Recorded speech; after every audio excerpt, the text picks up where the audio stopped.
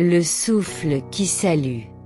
On raconte qu'au tout premier matin du monde, un vent très doux s'est levé au fond d'une vallée et a murmuré « Merci ». Le mot a roulé sur les prairies, caressé les troncs, réveillé les nuages. Il a grandi, grandi, jusqu'à devenir la première aurore. Depuis, chaque lever de soleil répète ce mot à qui veut bien l'entendre. C'est le souffle de la gratitude, secret caché dans la poitrine du vivant. Aujourd'hui, nous ouvrons ce livre invisible pour écouter comment la terre elle-même enseigne l'art de dire merci. La quête quand l'humain oublie de remercier. Dans une petite ville de montagne nommée Rocheclair, vivaient deux vétérinaires, Élise et Samir. Ils avaient l'habitude de parcourir les fermes voisines au volant d'un vieux 4x4 tapissé de pansements, de flacons d'huiles essentielles et de stéthoscopes cabossés. Depuis quelques mois pourtant, un poids silencieux pesait sur la vallée. Les récoltes médiocres, les factures trop lourdes, la rumeur des pandémies animales. Les habitants marchaient le front bas. On entendait plus de soupirs que de chants.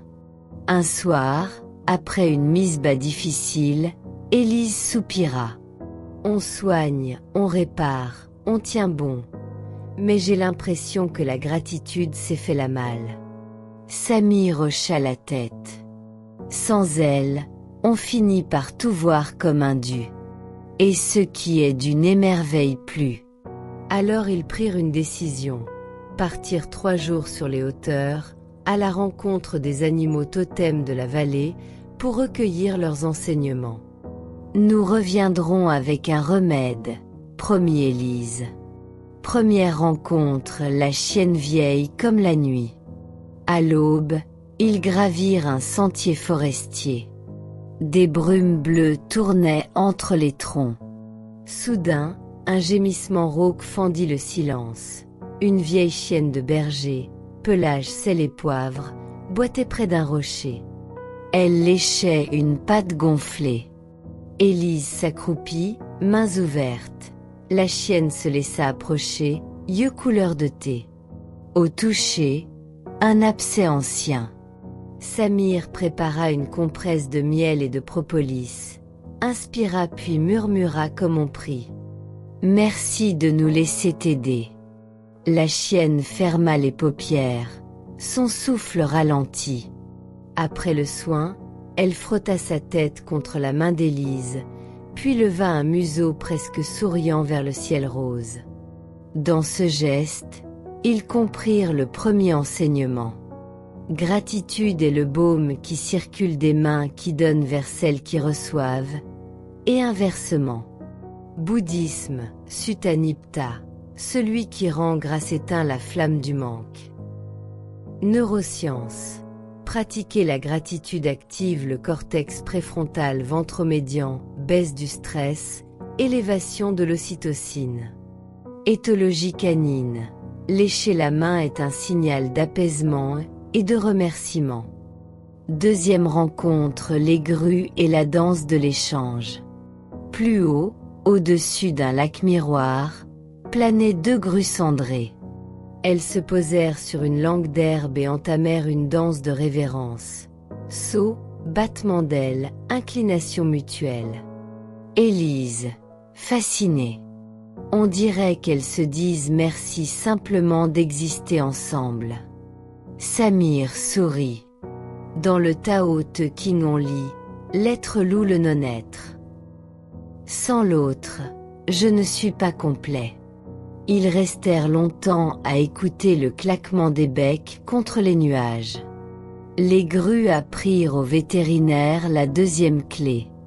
Gratitude est un mouvement donner, recevoir, redonner qui maintient la circulation de la joie. Sagesse et science. Taoïsme, chapitre 11. L'utilité du vase vient du vide en son centre. Stoïcisme, Sénèque. Recevoir un bienfait sans le rendre, c'est voler. Écologie. Les migrations des grues fertilisent les zones humides par dépôt de nutriments, échange constant entre écosystèmes. Troisième rencontre, le papillon éphémère et le miracle de l'instant. Au col, une prairie d'altitude bruissait de papillons Apollon. L'un d'eux, elle abîmée, tournoyait péniblement. Élise, la main en conque, l'accueillit. Samir examina. Elle froissée, iridescence ternie. Il ne volera plus longtemps, chuchota-t-il. Ils déposèrent le papillon sur une fleur d'arnica, observant son ultime battement. Le soleil fendit une brume, éclairant l'aile d'un rouge flamboyant. Samir sentit un picotement au coin des yeux. Élise murmura la parole soufie de Rumi. Le remerciement est le parfum qui persiste, même quand la rose n'est plus. Le papillon expira, mais la couleur demeura sur leur rétine comme une braise. Ainsi naquit la troisième clé.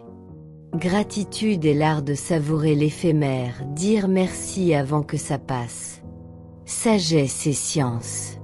Soufisme, la shukr, gratitude, transforme le manque en louange. Impermanence bouddhique, anitya. Tout change, donc chaque instant mérite louange. Biologie, Apollon, espèce parapluie. Sa conservation protège tout un cortège de plantes alpines. L'épreuve, la tempête de l'ingratitude. La troisième nuit, un orage violent prit la montagne.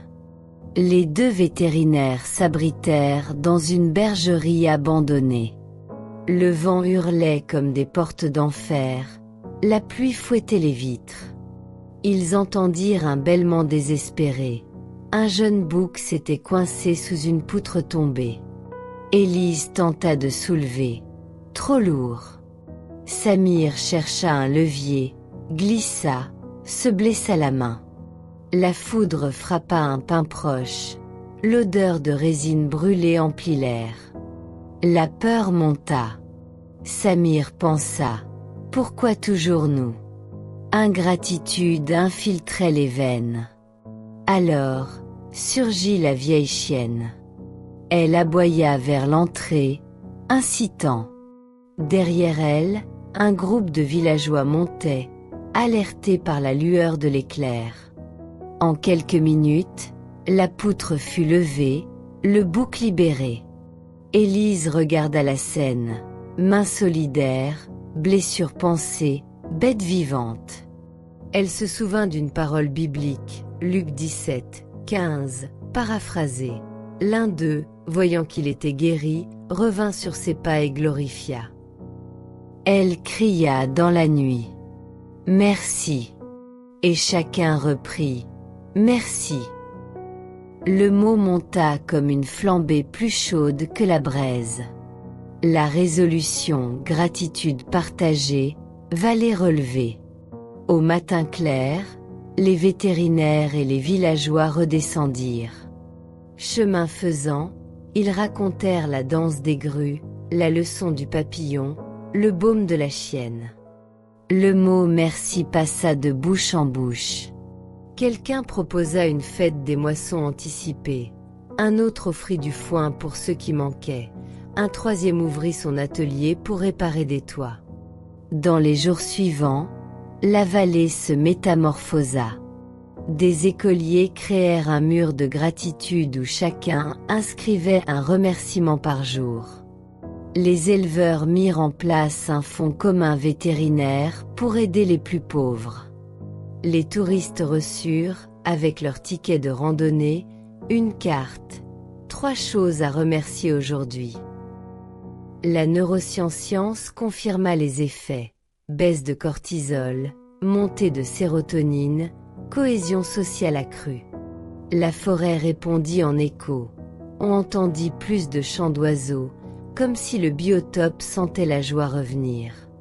Bénédiction du vent, de l'eau et de l'aile. Un mois plus tard, Élise et Samir montèrent une dernière fois au col. Le vent doux leur rappela le souffle originel. Les grues, de retour, traçaient des calligraphies dans l'azur. Un papillon tardif, peut-être un descendant de l'Apollon, frôla la main d'Élise. Ils fermèrent les yeux. Dans le silence, ils entendirent 3 voix entremêlées. Le vent, remercie, et je t'emporterai plus léger que tes fardeaux. La montagne, remercie, et je te montrerai plus loin que tes limites. La rivière, remercie, et je déposerai du limon sur tes blessures.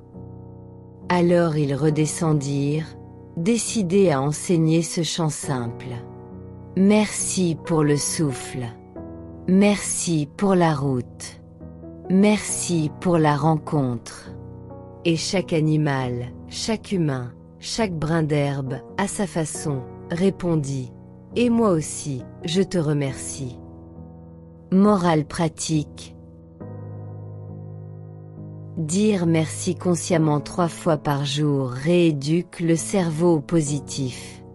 Partager un merci, par geste ou parole, crée une contagion émotionnelle mesurable.